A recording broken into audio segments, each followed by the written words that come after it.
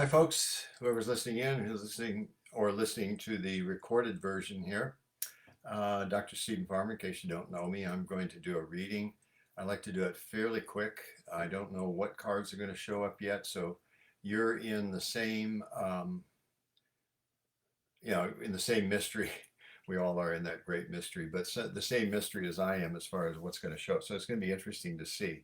And then I'll read the cards, tell you what they are, and then I'll offer my interpretation or any take that I might have on them.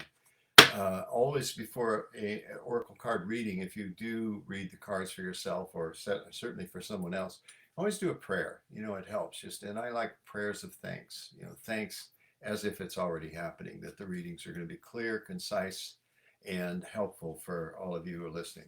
So I have the Earth Magic Oracle cards. Some of you, quite a few of you, are familiar with these.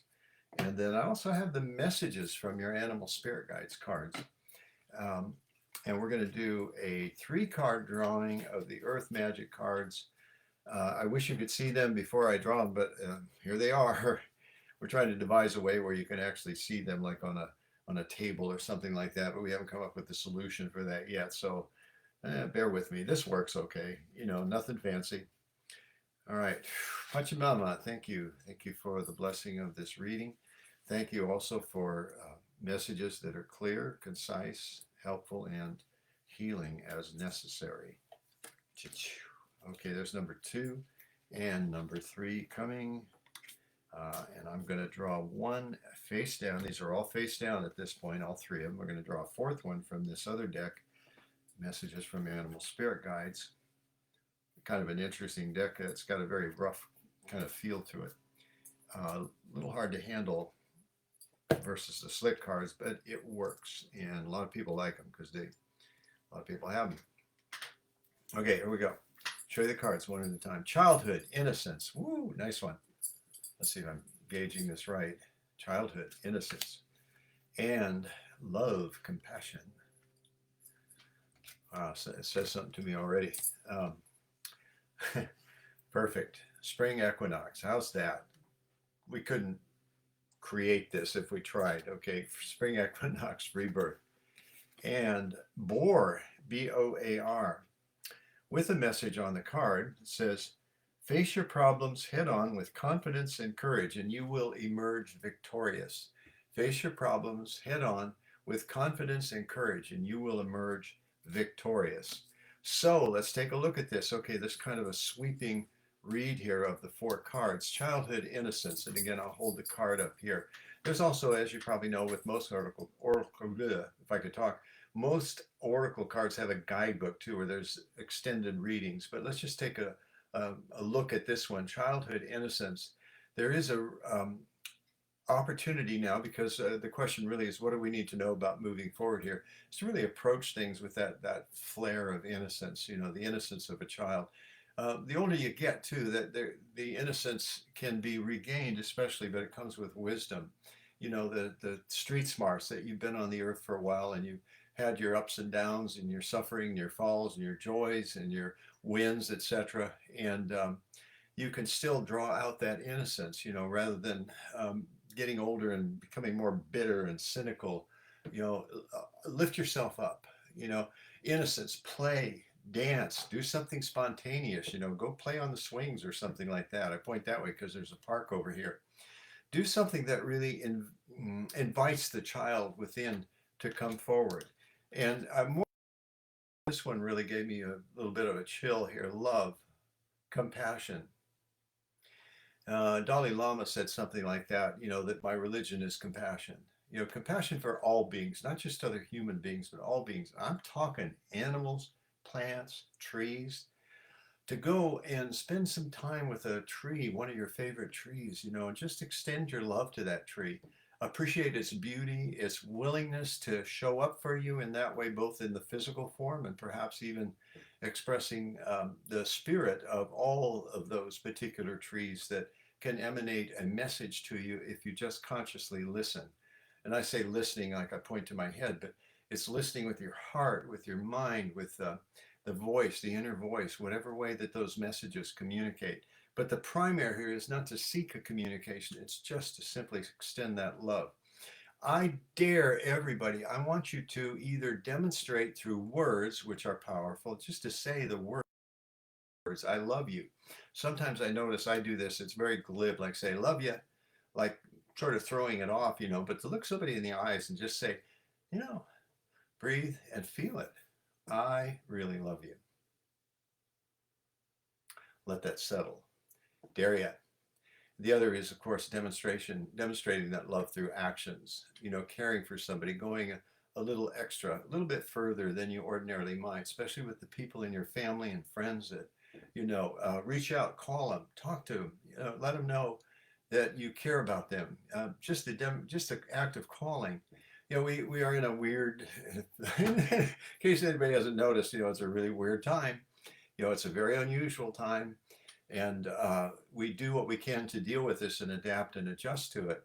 I think that one thing I notice is that my tendency, because I am introversive on the Myers Briggs IN, what am I, IN/T/F J, that I tend to like withdraw or pull myself in, and I've really made an effort. It isn't really an effort, that's not fair, but I realize that I have to extend myself and reach out. And I like doing this sort of thing because it's an act of service. I get a lot from it too. I want you to know that. And I trust that you guys will get something from this, even if it's one or two gems of some sort that comes through. And this one, again, we can't say a whole lot about this because it is a time of rebirth. The world here in the northern hemisphere, at least, is like waking up. It's like stretching its arms after a bit of a sleep here, and there are some signs here and there, depending on where you live, in the northern hemisphere. But there are signs beginning to show of beginning to blossom here and there. So honor that spring equinox. I'm going to be doing something, I think, the 21st and 22nd around the equinox. So be prepared. I also have some colleagues that are doing some ceremonies around that time. The main thing is welcoming that birth. It's like a baby. Mama's pregnant right now, and she's giving birth. It's said in some Native American traditions that this is the time, as things thaw, especially in the northern part of the northern hemisphere, as things thaw, is to walk very tenderly and softly on the earth because Mother Earth is pregnant. Isn't that beautiful? It's a beautiful way to put it. So we have a picture here of Gaia, which is the Greek word for Mother Earth, and it's a beautiful picture. And you can see there's the signs, the symbols that we use for Easter, also a bunny, and there's what else? There's a butterfly, and I think a couple other things like that that are suggestive or symbolic of this rebirth that's happening. Now this one, boar, is kind of interesting. Face your problems head on with confidence and courage, and you will emerge victorious. Well, I don't think it's about victory so much, but to really be willing to do the things that are hard. Instead of like seeing something as, oh my God, how can I do this? Go ahead, take a step. It's like a silly analogy here, but it's like cleaning the house. You don't go, oh, I got to clean the house. No, you look at one area of the house. You say, I'm going to clean this up today. And you could take that as a metaphor, for cleaning up things, to tackle things head on, clean things up, like relationships, good ones, to clean things up, talk to somebody. If you have an amends to make the amends. If you just want to express your compassion, you care about that person, do so. It's a really time to open our hearts, and I know there's containment still going on, masks and all that. That's okay. You can stand 8 feet away, take down your mask and just say hi and put the mask back on, for instance, unless you're in a closed space and blah, blah, blah, all that stuff that, we've read about and heard about. But do take some chances here. Innocence. And again, you see the image is great with the children, the sunlight. Play, dance, recapture that sense of innocence. And I think through movement of some kind, it's a good way to do it. Sing out. I remember, what was it, last night? I think I really sang out. I felt the fullness, and I'm not a great singer. I do okay, but I'm not a great singer or anything like that. But just to sing all out and not be self-conscious about it. There's that, what's the word, guileless place inside us all. So we want to bring that in. I love that word, guileless, innocence. and express yourself in that innocent fashion. You know, there's, yeah, you might feel a little self-conscious doing this or that or whatever in terms of your creative expression, but do so. And then, of course, love, compassion. Yep. And rebirth. Oh, definitely a time of rebirth. But notice it's not just going on around you on the planet in the northern hemisphere. It's going on inside you. You know, there's an activation. We're biological beings. We are connected and related to our mother, the earth, and we're connected to every other being. And all of us are feeling that surge of awakening, you know, wanting to get out, get outdoors a little bit more. You know, it's just a very natural biological phenomena. The only thing we might do is to restrict that in some way, like, oh, it's a little too cold, you know. Well, California, you know, cold is like below 50. So, you know, just to be fair, I'm kind of a warm water, or yeah, warm water too, but warm weather wuss, I would say.